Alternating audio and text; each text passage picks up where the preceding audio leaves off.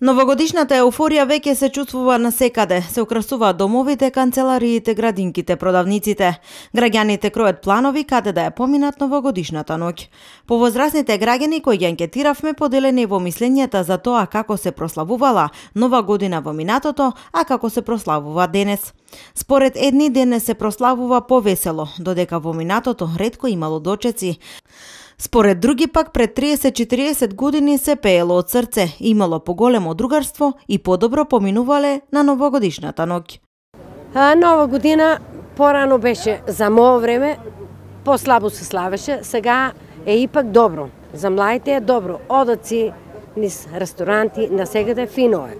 Убаво се славе и треба да се славе. Ама кој ги има парите? Кој има ќе слава, пак да не повтарам, кој нема пак си нема. Тоа е тоа. Во наше време беше, мислам за мене, по-добро беше. Сега е многу брз живото. Како вие, например, прославувавте Нова година? По ресторанти, повеќе некој пати дома и така. Во друштво најчесто? Да, во друштво.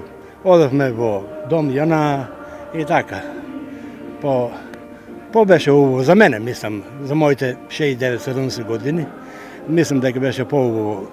Како што се менува времето, така се менуваат и начините на прославување. Денес поатрактивни за граѓаните се европските метрополи, кои токму на најлудата ноќ во годината на плоштадите секоја година имаат огромни огномети и добро подготвена забава. Друг дел од граѓаните пак сакаат да прослават во ресторани со подготвено мени и задолжителна музика, а има и такви кои ќе останат во домашна атмосфера со најблиските и трпеза кои тие сами си ја подготвиле.